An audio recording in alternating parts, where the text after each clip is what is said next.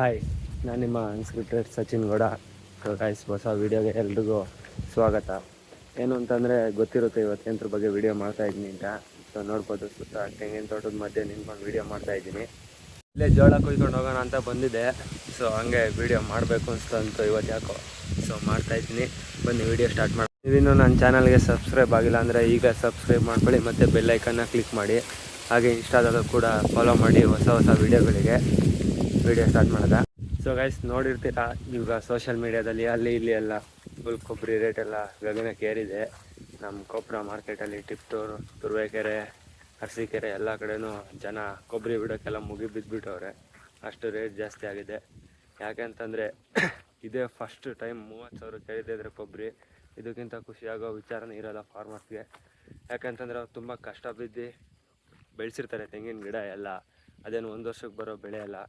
ಎಷ್ಟೋ 5-6 ವರ್ಷ 7-8 ವರ್ಷದಿಂದ ಕಷ್ಟ ಬಿದ್ದು ತೆಂಗಿನ ಗಿಡ ಎಲ್ಲ ಬೆಳೆಸಿ ಇವಾಗ ಒಂದು ಒಳ್ಳೆ ರೇಟ್ ಸಿಕ್ಕಿದೆ ಅಂದರೆ ಇದಕ್ಕಿಂತ ಖುಷಿಯಾಗೋ ವಿಷಯ. ಈ ವಿಡಿಯೋನ ಒಂದು ವಾರದಕ್ಕಿಂತ ಮುಂಚೆನೇ ವಿಡಿಯೋ ಮಾಡೋಣ ಅಂತ ಇದ್ದೆ. ಸೊ ಮಾಡಿರಲಿಲ್ಲ. ಯಾಕೆ ಅಂತಂದರೆ ನಾವು ಕೊಬ್ಬರಿ ಸುಳಿಸ್ತಾ ಇದ್ದೆವು, ನಾವು ಕೊಬ್ಬರಿ ಬಿಟ್ಟು. ಸೊ ಅದಕ್ಕೆ ಸ್ವಲ್ಪ ಲೇಟ್ ಆಯ್ತು ವಿಡಿಯೋ. ಲೇಟಾಗಿದ್ದರೂ ಸ್ವಲ್ಪ ಲೇಟೆಸ್ಟಾಗಿ ಮಾಡೋಣ ಅಂತ ಮಾಡ್ತಾಯಿದ್ದೀನಿ. ಕೊಬ್ಬರಿ ಯಾಕೆ ಇಷ್ಟೊಂದು ರೇಟ್ ಇನ್ಕ್ರೀಸ್ ಆಯಿತು ಅಂತಂದರೆ ಗಾಯ್ಸ್, ಹೋದ ವರ್ಷ ಇದೇ ಟೈಮಲ್ಲಿ ಕರೆಕ್ಟಾಗಿ ಒಂದು 8,000-9,000 ಇತ್ತು ಕ್ವಿಂಟಲ್ಗೆ. ಬಟ್ ಆ ಕಾರಣದಿಂದ ಎಷ್ಟೋ ಜನ ಎಳ್ನೀರನ್ನ ಕುಯ್ಸ್ಬಿಟ್ರು ಮತ್ತು ಹಸಿ ಕಾಯಿನ ಸುಳಿಸ್ಬಿಟ್ಟು ಮಾರಿಬಿಟ್ರು. ಸೊ ಅವಾಗ ಕೊಬ್ಬರಿಗೆ ತುಂಬ ಡಿಮ್ಯಾಂಡ್ ಬಂತು. ಎಲ್ಲರೂ ಕುಯ್ಸಾದ್ಮೇಲೆ ಎಲ್ಲೋ ಒಬ್ಬೊಬ್ರು ಇರ್ತಾರೆ, ಇಷ್ಟು % ಅಂತ ಸುಳಿಸಾದ್ಮೇಲೆ ಇನ್ನು ಮಿಕ್ದವರು ನಮ್ಮಂಥವ್ರು ಮಡಿಕೊಂಡಿರ್ತೀವಿ ಕೊಬ್ಬರಿನ. ಸೊ ಡಿಮ್ಯಾಂಡ್ ಅಂತ ಬಂದಮೇಲೆ ಗೊತ್ತಲ್ಲ, ರೇಟ್ ಜಾಸ್ತಿ ಆಗೇ ಆಗುತ್ತೆ. ಸೊ ಅದರಿಂದ ರೇಟ್ ಜಾಸ್ತಿ ಆಯಿತು ಅಂತ ನಾನು ಅಂದ್ಕೊಂಡಿದ್ದೀನಿ. ಯಾವುದೇ ವರ್ಷ ಆದರೂ ಈ ಟೈಮಲ್ಲಿ ಮತ್ತು ದೀಪಾವಳಿ ಟೈಮಲ್ಲಿ ರೇಟ್ ಇನ್ಕ್ರೀಸ್ ಆಗೇ ಆಗುತ್ತೆ. ಯಾಕೆಂತಂದರೆ ಅವಾಗ ಚಳಿಗಾಲ ಬರೋದ್ರಿಂದ, ಚಳಿಗಾಲದಲ್ಲಿ ಗೊತ್ತಲ್ಲ ಕೊಬ್ಬಿನ ಅಂಶ ಜಾಸ್ತಿ ಬೇಕಾಗಿರುತ್ತೆ. ಸೊ ಕೊಬ್ಬರಿಲಿ ಅದು ಎಷ್ಟಿರೋದ್ರಿಂದ ಜನ ಎಲ್ಲ ಕೊಬ್ಬರಿ ಎಣ್ಣೆ ಅದು ಇದು ಬೇರೆ ಬೇರೆ ರೀತಿಯೆಲ್ಲ ಯೂಸ್ ಮಾಡ್ಕೋತಾರೆ. ಸೊ ಆ ಟೈಮಲ್ಲಿ ಇನ್ಕ್ರೀಸ್ ಆಗಲೇಬೇಕು. ಸೊ ಇವಾಗ ಇನ್ಕ್ರೀಸ್ ಮಾಡಿದ್ದಾರೆ, ತುಂಬ ಖುಷಿ ಆಗ್ತೈತೆ. ಯಾಕೆಂತಂದರೆ ಹೋದ ವರ್ಷ ಕರೆಕ್ಟಾಗಿ ಇದೇ ಟೈಮಲ್ಲಿ ನಾವು 9,000 ಕ್ವಿಂಟಲ್ ಹಂಗೆ ಬಿಟ್ಟಿದ್ದು ಕೊಬ್ಬರಿನ.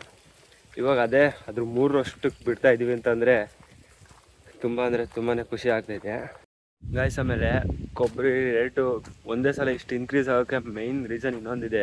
ಹೋದ ಸಲ 9,000 ಕ್ವಿಂಟಲ್ ಅಂತ ಹೇಳಿದ್ನಲ್ಲ, ಆ 9,000 ಕ್ವಿಂಟಲ್ ಆಗಿದ್ದರಿಂದ ಆಮೇಲೆ ಅಡಿಕೆ ರೇಟ್ ಬೇರೆ ಫುಲ್ ಜಾಸ್ತಿ ಆಗ್ಬಿಡ್ತು.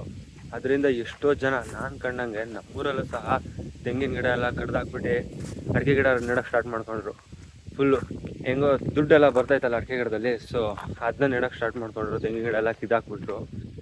ಅದು ಯಾವಾಗ ರೇಟ್ ಬಿದ್ದೋಗುತ್ತೋ ಗೊತ್ತಿಲ್ಲ. ಒಟ್ಟಿನಲ್ಲಿ ತೆಂಗಿನ ಗಿಡ ಕಡಿಬಾರ್ದು, ಕಡ್ದಿದ್ದಾರೆ. ಅದರಿಂದಲೂ ಸಹ ರೇಟ್ ಇನ್ಕ್ರೀಸ್ ಆಯಿತು.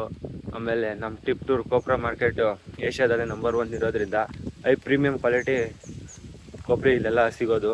ಫುಲ್ ಉಂಡೆ ಕೊಬ್ಬರಿ ಎಲ್ಲ ಅದಕ್ಕೆ ಅಂತಲೇ ತಾನೇ ಫೇಮಸ್ ಆಗಿರೋದು ಅಷ್ಟು ಕೊಪ್ಪಳ ಮಾರ್ಕೆಟ್ ಅಂತ ಹೊರಡೋದೆ. ಅದನ್ನೆಲ್ಲ ಎಳ್ನೀರು ಇದನ್ನೆಲ್ಲ ಹಸೆಕಾಯಿನೆಲ್ಲ ಸುಳ್ಸ್ ಮಾಡೋದ್ರಿಂದ ಕಡಿಮೆ ಸಪ್ಲೈ ಆಗ್ತಾ ಇತ್ತು. ಕೊಬ್ಬರಿ ಜಾಸ್ತಿ ಸಪ್ಲೈ ಆಗ್ತಿರಲಿಲ್ಲ. ಸೊ ಕಡಿಮೆ ಸಪ್ಲೈ ಆಗ್ತಿದೆ ಅಂದ ತಕ್ಷಣ ಗೊತ್ತಾಗುತ್ತೆ ಜನಗಳಿಗೆ, ಡಿಮ್ಯಾಂಡ್ ಮಾಡ್ತಾರೆ. ಅದಕ್ಕೋಸ್ಕರ ಆಕ್ಷನಲ್ಲೂ ಅದಕ್ಕೆ ಜಾಸ್ತಿ ದುಡ್ಡು ಆಗೈತೆ. ಆಮೇಲೆ ಕೊಬ್ಬರಿ ಬಂದ್ಬಿಟ್ಟು ಬೇರೆ ಕ್ರಾಪ್ಗಳ ಥರ ಒಂದೇ ಸಲ ಹಾರ್ವೆಸ್ಟ್ ಮಾಡೋ ಕ್ರಾಪ್ ಅಲ್ಲ. ಅದನ್ನ ಕಿತ್ತಿ ಮತ್ತು ಒಣಗಿಸಿ 8-9 ತಿಂಗಳು ತನಕ ಕಾಯ್ದು ಆಮೇಲೆ ಸುಳಿಸಿ ಅದನ್ನ ಹೊಡೆದ್ಬಿಟ್ಟು ಮಾರೋದು ಇದು ಕೊಬ್ಬರಿ. ಸೊ ಅದಕ್ಕೆ ತುಂಬ ಡಿಮ್ಯಾಂಡ್ ಮಾರ್ಕೆಟಲ್ಲಿ.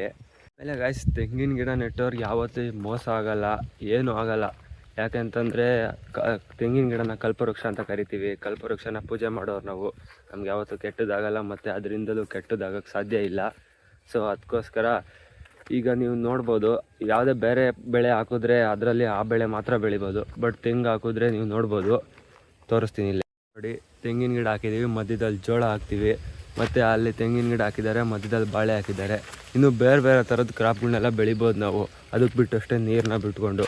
ಬಟ್ ಅದಕ್ಕೆ ಕಡಿಮೆ ಅಮೌಂಟ್ ಆಫ್ ವಾಟರ್ ಹಾಕಿದ್ರೆ ಸಾಕು.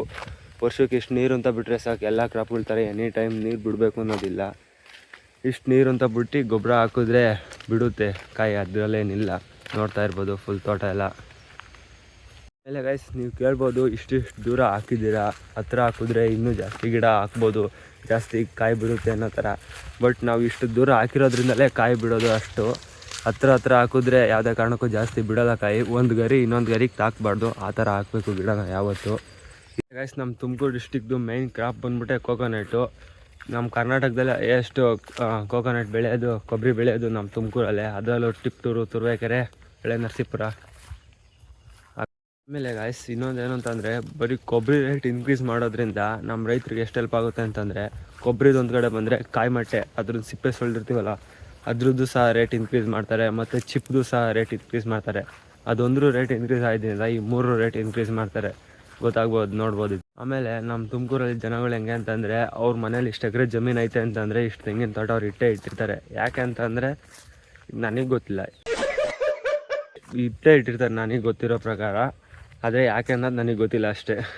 ಗೈಸ್ ಇನ್ನೊಂದು ಹೇಳೋಕ್ಕೆ ಇಷ್ಟಪಡ್ತೀನಿ, ಇವಾಗ ರೇಟ್ ಇನ್ಕ್ರೀಸ್ ಮಾಡ್ತಾ ಇರ್ಬೋದು, ಕಡಿಮೆ ಮಾಡ್ತಾ ಇರ್ಬೋದು, ನಮ್ಮ ರೈತರಿಗೆ ಸಮಾಜದಲ್ಲಿ ಒಳ್ಳೆ ಬೆಲೆ ಇರ್ಬೋದು, ಮರ್ಯಾದೆ ಇಲ್ದಲೇ ಇರ್ಬೋದು. ಬಟ್ ನಮ್ಮ ರೈತರು ಯಾವಾಗ ಅವ್ರಿಗೆ ಬೇಕಾಗಿರೋಷ್ಟು ಬೆಳೆನ ಬೆಳ್ಕೊಂಡು ಅವ್ರ ಬೆಳೆನ ಮಾರ್ಕೆಟಲ್ಲೆಲ್ಲೂ ಮಾರ್ದಲೆ ಮನೇಲೇ ಇಟ್ಕೋತಾರೋ ಅವಾಗ ಗೊತ್ತಾಗುತ್ತೆ ಅವ್ರ ಬೆಲೆ ಏನು ಅಂತ. ತಾಯಿ ಪೂಜೆ ಮಾಡಿ ಬೆಳೆಯೋ ಬೆಳೆಗೆ ಅವ್ರಿಗೆ ಯಾವತ್ತೂ ಮೋಸ ಆಗಲ್ಲ ಅಂತ ನಾನು ಅಂದ್ಕೋತೀನಿ. ಆಮೇಲೆ ಗೈಸ್ ಕೆಲವೊಂದು ಕಡೆ ನೀರಿಲ್ದಲೇ ಸಹ ಕಡ್ದಾಕ್ಬಿಟ್ಟಿರ್ತಾರೆ ಮರಗಳನ್ನ. ಯಾಕೆಂತಂದರೆ ಅವ್ರಿಗೆ ಅದಕ್ಕೆ ಬಿಡುವಷ್ಟು ನೀರಲ್ಲಿ ಸಿಕ್ಕಿರಲ್ಲ, ಬೋರ್ ಕೊಸಿದ್ರು ಅವೆಲ್ಲ ಫೇಲ್ ಆಗಿರುತ್ತೆ, ನೀರು ಸಿಕ್ಕಿರಲ್ಲ, ಮಳೆನೂ ಕರೆಕ್ಟಾಗಿ ಆಗಿರಲ್ಲ. ಸೊ ಅದರಿಂದ ಎಷ್ಟೋ ಜನ ತೆಂಗಿನ ಮರಗಳನ್ನ ಕಡ್ದಾಕ್ತಿರ್ತಾರೆ.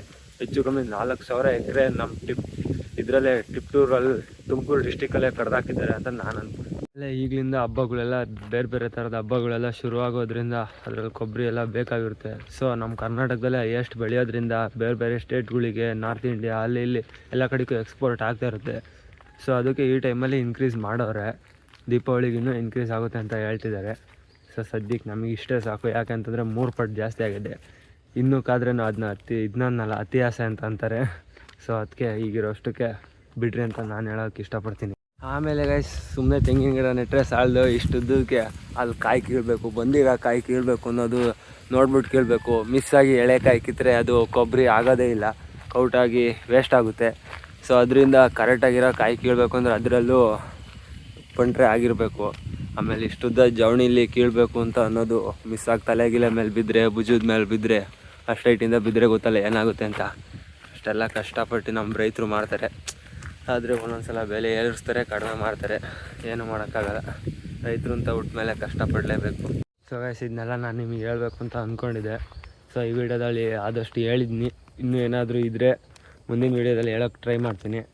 ಸೊ ಆದಷ್ಟು ಶೇರ್ ಮಾಡಿ, ನಿಮ್ಮ ತುಮಕೂರಲ್ಲಿರೋ ಫ್ರೆಂಡ್ಸ್ಗೆ, ಅವ್ರ ಫಾರ್ಮರ್ಸ್ಗೆಲ್ಲ ತೋರ್ಸೋಕ್ಕೆ ಟ್ರೈ ಮಾಡಿ. ಮತ್ತು ಸಬ್ಸ್ಕ್ರೈಬ್ ಮಾಡೋದು ಮರಿಬೇಡಿ, ಶೇರ್ ಮಾಡಿ. ಬಾಯ್ ಬಾಯ್, ನೆಕ್ಸ್ಟ್ ವೀಡಿಯೋದಲ್ಲಿ ಸಿಗ್ತೀನಿ.